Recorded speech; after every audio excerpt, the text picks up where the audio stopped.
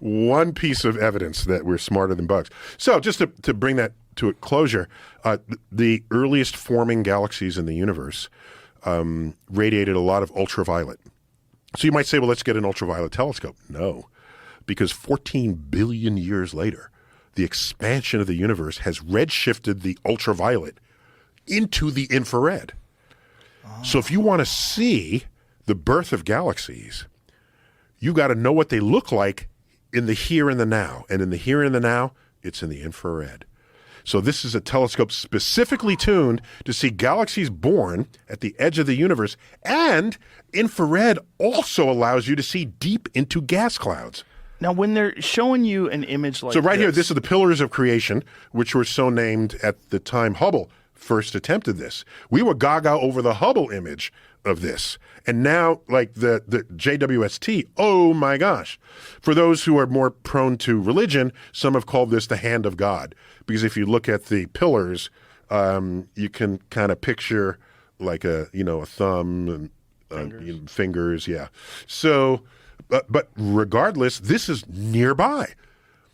This is the telescope peering deep into gas clouds that otherwise would enshroud what's going on. And you get to see stars being born, planets being born. And so what's remarkable about JWST is that to be tuned for the edge of the universe and the birth of galaxies is the same properties you would want to see the birth of stars. A star is born right in front of your nose that would otherwise be cloaked by gas.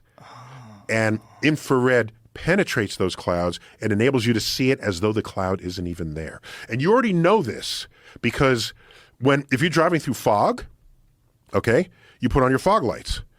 The fog lights are not blue. They're like reddish, amber, okay? That improves your ability to see through the fog. If we could see infrared, that's the kind of light you'd use, then you wouldn't even know the fog was there. That's why self-driving cars will be amazing. It won't matter if it's foggy. They'll be able to see everything. Just give them infrared sensors. The fog is irrelevant. They can drive 100 miles an hour in dense fog, and all the cars will see each other. And they want to change lanes. They tell other cars, I'm going to change lanes. They'll part for them, open up, and we won't get 40,000 deaths a year, as we currently do, from automobile accidents. Now, how much bigger is this telescope? So, so you want to think about collecting area, and I forgot the exact number, something like 8 times around there, more powerful in the sense of it can see things 8 times dimmer. There you go. So that's wow. There's about 2.5 squared. It's about 8 times the area. And the technology obviously is improved as well. So like the ability that... Well, our detectors are better. And let me remind you that when the Hubble was designed, it was designed in like the 1980s. And it was scheduled to go up. And then we had the Challenger accident. And that delayed the shuttle program. So there's Hubble sitting there in mothballs with an old Microsoft chip. And by the time it launched, it was already not as fast as it could have been. And so the very first servicing mission swapped all that out and put in better methods and tools for measuring what it is we always needed it to do. So one sad part about this is that it's not serviceable. We have no access to that point in space 1 million miles from the moon. We haven't left low Earth orbit since 1972. We're not going out 1 million miles from Earth to fix a telescope. So that's unfortunate. Maybe a robotic fix, I don't know, to refill some of the fuel. It needs fuel to station keep. Didn't it get hit by a micrometeor? Yeah, well, that's the brakes when you're in space. Yeah. Yeah, but it's not. It doesn't affect the overall performance. That's amazing. Yeah. Well, it's huge, and micrometers will do small damage, but you don't want it in the middle of a meteor storm. That would be right. Totally bad. And do they? I mean, they obviously know like where some of the asteroid belts are and where some of the nearby Earth objects are. Yeah. So in this context, so first, most asteroids are in the asteroid belt. So that's between Mars and Jupiter. So I have an asteroid named after me. Congratulations. I don't mean to brag or anything. Can't you like get a star named after you online? Not authentically. You just get robbed. They just pretend. They'll send you a map with your name drawn in the map. So you pay for a piece of paper. Yeah, they claim that it gets registered with the astrophysicist, but it doesn't. No, there's only one way we name stars, and that's by committee and by traditions and this sort of thing. They're fascinating traditions. So planets are named after Roman gods, and planet moons are named after Greek characters in the life of the Greek god, who's the counterpart to that Roman god. Wow. So Jupiter, for example, one of its moons is Ganymede. Ganymede was the manservant of Zeus, and Zeus and Jupiter were corresponding gods in Greek and Roman. And not only that, what's the number? Is it about half, somewhere around there, of all the stars in the night sky that have names have Arabic names.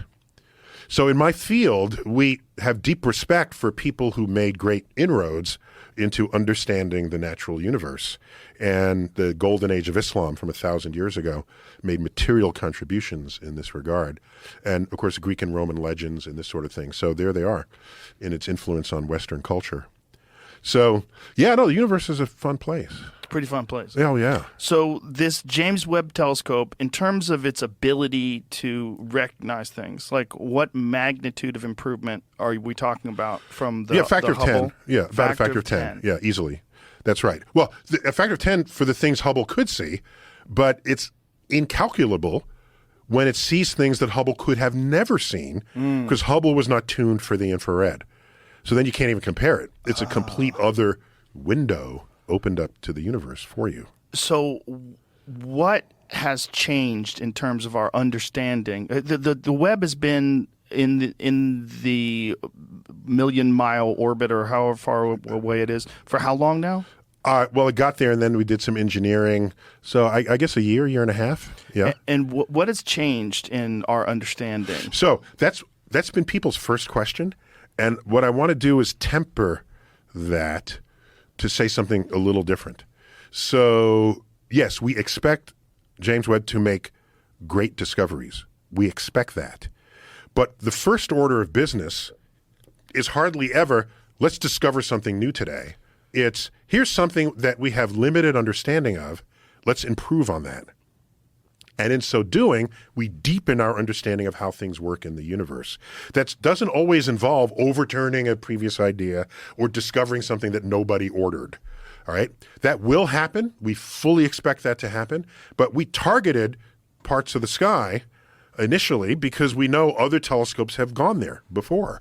And we're going to say, how can we further advance and deepen our understanding? One thing it's going to be able to do, and it has already done, we have, you know how many exoplanets there are? I don't know how many of your audience was born after